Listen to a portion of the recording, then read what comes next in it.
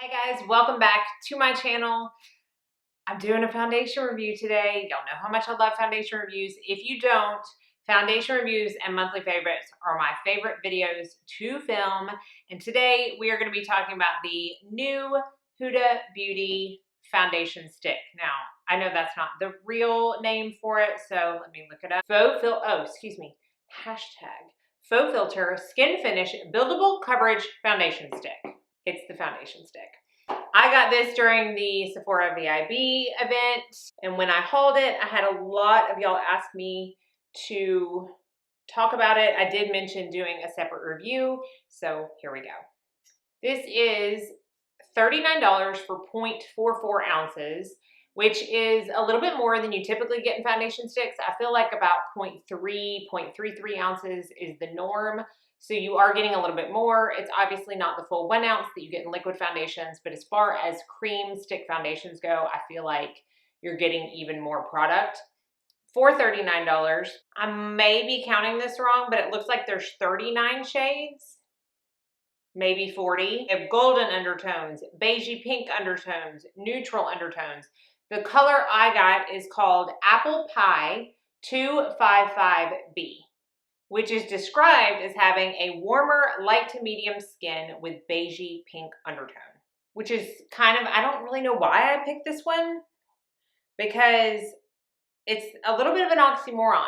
Warmer, light to medium skin with a beigey pink undertone. If you have a beigey pink undertone, you're not very warm. If you have a warm, you don't really have a beigey pink. If you have both, it's called neutral, which other ones are called neutral. This one is not. Don't ask me how I picked this one, but it works. Apple Pie. So it is a stick foundation. It comes in this square / diamond packaging that you roll up. Now, very quickly, the claims of this foundation, because there are a few. A lightweight foundation that glides on easily, providing customizable coverage with a natural looking skin-like finish. So, okay, natural finish. It claims that it is for all skin types, normal, dry, combination, and oily. It's cruelty-free, fragrance-free, transfer-proof, waterproof, humidity and sweat resistant. It's a formula that melts into the skin for a natural filtered finish. You can do light coverage or all the way up to full, which is, I feel like, pretty typical for stick foundations because I feel like they are easier to manipulate as far as how much coverage you want, depending on how you apply it, obviously how much you apply.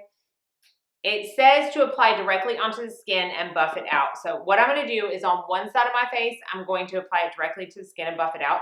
On the other side, I'm going to apply it directly to the brush and then apply it to my face. Let me do a close-up of my skin as is so nobody can say that I have foundation on already, because I promise you I don't. I have a little bit of dryness happening around my nose at the moment, but otherwise, this is my skin. I do have a little bit of color corrector under my eyes, but I'm not going to use a primer today.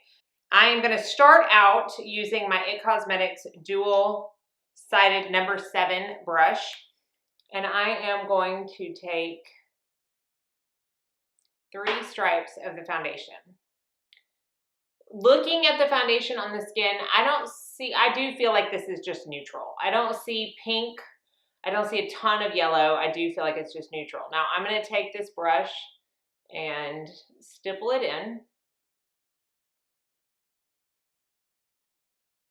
And you're going to see how fast and easy that blends out. I mean, really? I mean, it just like it melted into the skin.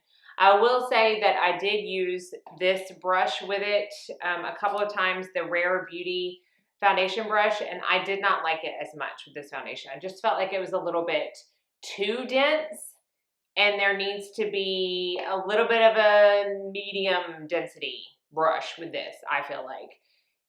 If you're too dense, it's not going to blend it in as well, I don't think, but if you're too fluffy, it's not going to blend it in at all, I feel. So this is the perfect density for me, in my opinion.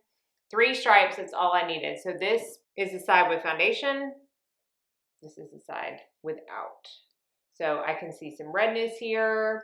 This is like the little dot right here that I always, it's a freckle. I mean, I call it a dot, that I always gauge the coverage factor of my foundations on. So we'll see if we can build it up over that.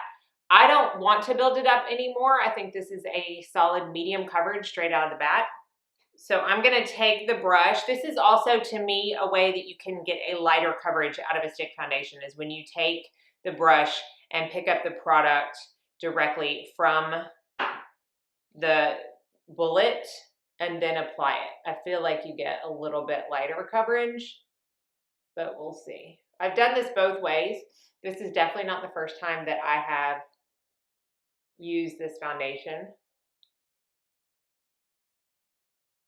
And there are some stick foundations that I much prefer to take it directly out of the product than to swipe it on the face. I don't really have a preference for this one because, as you can see, it blends in so nicely both ways. So I'm going to take this other side of the brush, pick up a little bit more, and see if we can build up. I don't ever try to cover this. I'm just showing you the kind of coverage you can get out of this, because that is all but gone. And that's a pretty dark freckle. I mean, that, like I said, I use that to kind of gauge the fullness factor of my foundations. So for my forehead, I'm just going to take it straight from the bullet as well and apply it, because I don't feel like most of us need as much product on the forehead as we do the rest of our face. And I am going to tell you that I feel the need to always go into the product, maybe even with this side, around my nose. Putting a stick foundation, like swiping it directly on the nose, has never done me much good. I can't get the coverage that I need. I can't get it to cover all the area that I want. So I feel like the technique of going straight into the product is necessary, for me at least, when I am working on the nose area.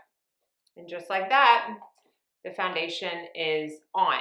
Now, I do feel like it has a natural finish. It's not super luminous. It's definitely not matte.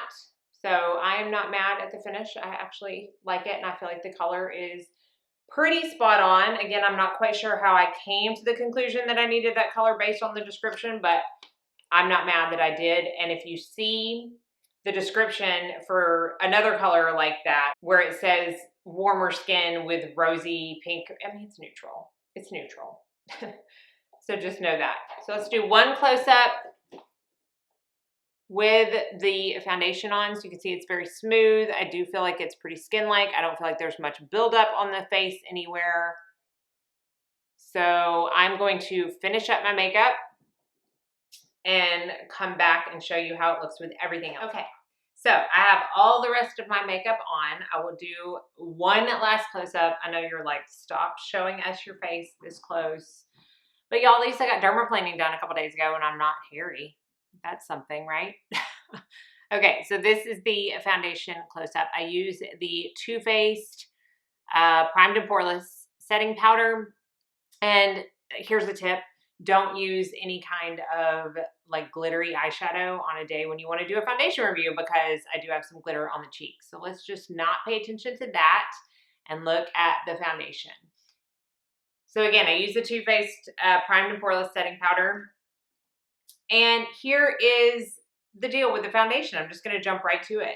I was going to try and do a full day wear test, but my schedule tonight does not allow for it. So I had to find the right brush with this. I started out using, again, the Rare Beauty brush because I got it in the same haul and I was excited to use it. I'd heard so many good things about it. And I haven't used this with a liquid foundation yet.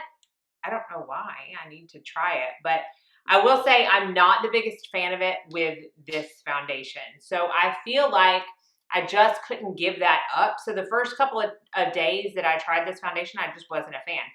It really patched off around my nose, and I think it's because I wasn't getting enough on my nose to begin with.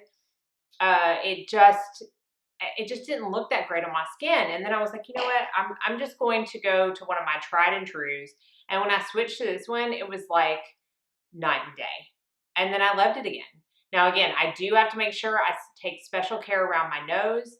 I think if you have really, really like flaky skin, you may not like this, because while it is not drying in the formula, still with applying it, whether you stripe it on or apply it with a brush, there's a lot of friction going on the face. So if you have a lot of visible flakes, might not be the foundation that I would reach for.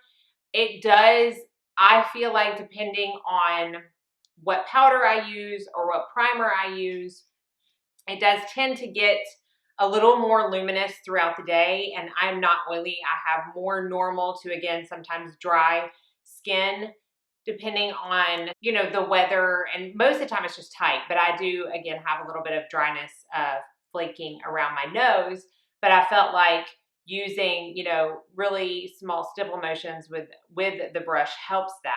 I have tried it with some primers. I will say I'm not a huge fan of it with luminous primers underneath. I feel like it just gets a little too luminous on my skin, no matter the powder that I use to set it with.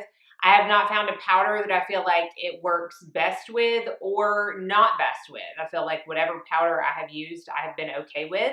And I do feel like the primer is more of the determining factor of how it's going to look at the end of the day.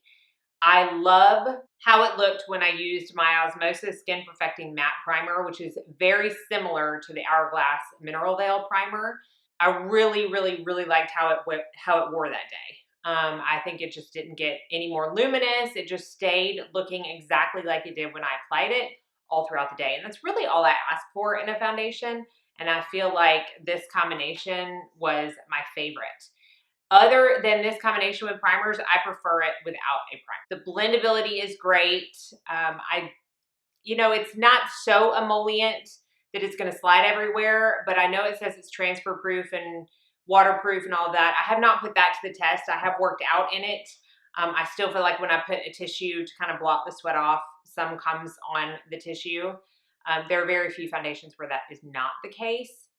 If you have extremely oily skin, I would suggest definitely setting it and priming accordingly in the places that you are the most oily. I just don't know that it's going to hold up that well under super, super, super oily conditions. But again, I don't have that. This is just my opinion.